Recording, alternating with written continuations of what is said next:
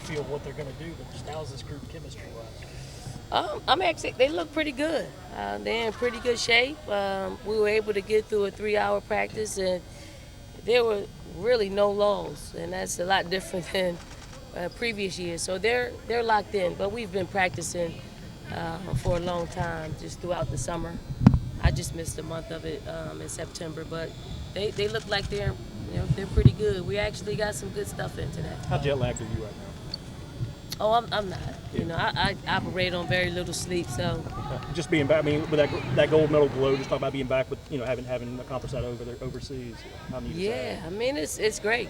Winning gold medals doesn't get old, and obviously playing and coaching and with the best players in the world, it makes your job a lot easier. I think for all of us, we just have to, as coaches, get out of their way and let them do what they do, because they're pros and they've been there before.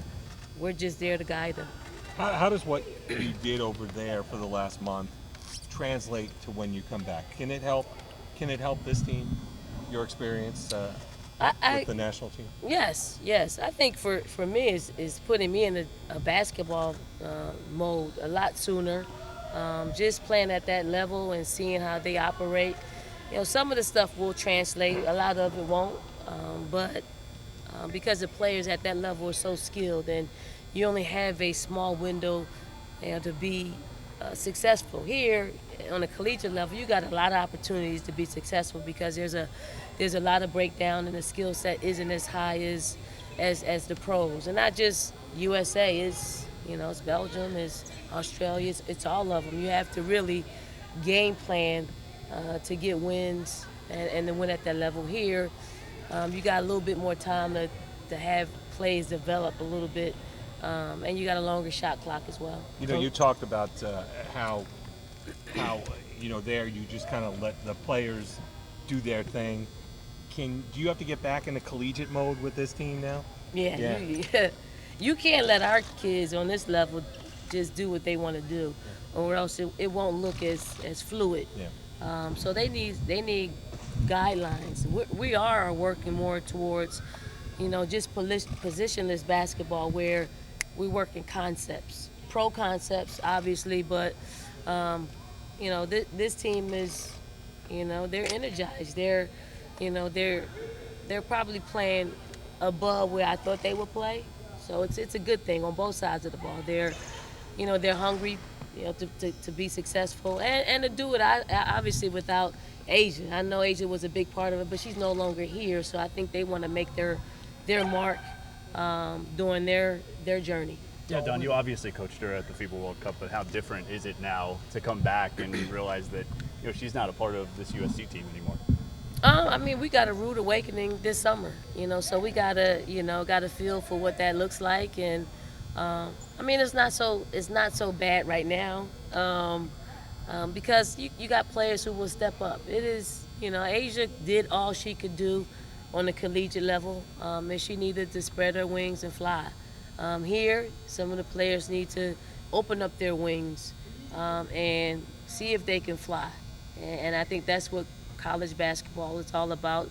To where you lose, a big part of your program, you gain some valuable pieces in who was here, and for the players that are here, our bottom got better. The bottom of our team got better over the past summer, and I think they see an opportunity to play and be successful. So that's the kind of reaction we needed to have from those players who didn't play a whole lot of minutes, who weren't called on to do a whole lot for us. I think they move the needle when it comes to making us a better team. Don, even though you've had a few months now, you and the rest of the team, to prepare yourselves for life without Asia, first practice, does it still seem a little weird that she's not coming walking through those doors?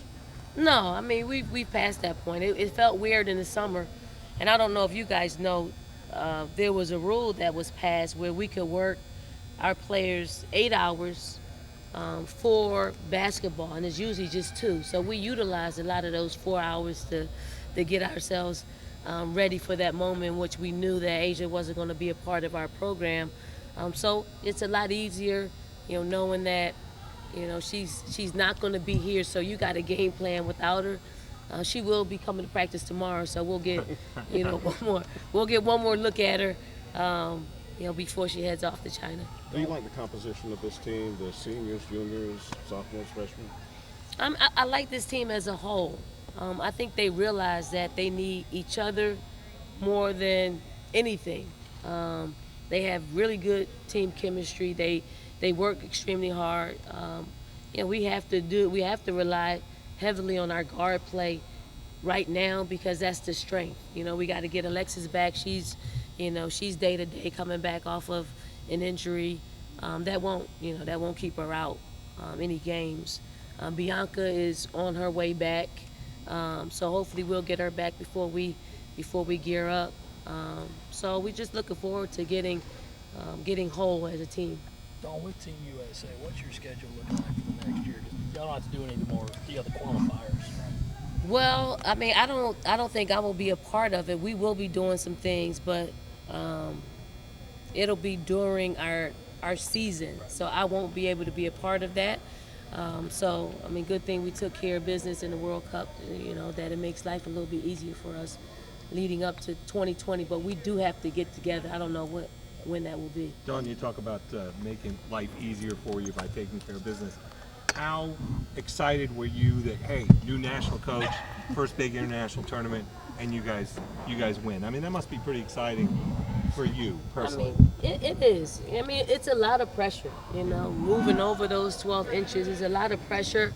But when the core of your group from the games in Rio, they come together, you feel real good about it. Obviously we weren't as, our depth wasn't as strong as it's been over the past 8 years, but it was enough to which we were able to compete. I'm happy because we've never won 3 in a row. Gino said it himself. It's hard getting the first gold medal. It's harder when he said this as well. I didn't have what he had, as far as the players, but, when you have Sue Bird, Diana Taurasi, Stewie, they give you a great shot at winning a lot of basketball games. So I'm proud of that moment. Dawn, what's the season theme for this year? I'm wearing it. Our theme is own it, and we could come up with a lot of different things, but I think this is more appropriate for our team, for our fans who they've owned our team for years. They've owned it in their share of coming and giving us the best crowd in the nation, for the last 4 years. They own their part of it. Our players need to own their part of just holding each other accountable. They need to, own their good and their bad. They need to own each other.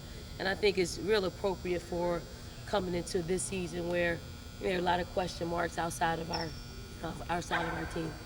You mentioned positionless basketball. Why, Is that yes. something where it's just personnel you guys have, or is it more the overall trend of where the sport's going as a whole? Well, I mean, I think it's as a whole, especially as a whole, when you don't have a dominant low post player. We do have that in Alexis, but after that, it's face up players who feel comfortable facing the basket, and it's hard to guard. If you look at what we had to do over in Spain, it was a lot of times positionless basketball where we had to play people out of position because of how we needed to match up with other teams, and it takes some time for other teams to adjust to it. So hopefully we're able to utilize our skill set in a way that will be moving our post players around.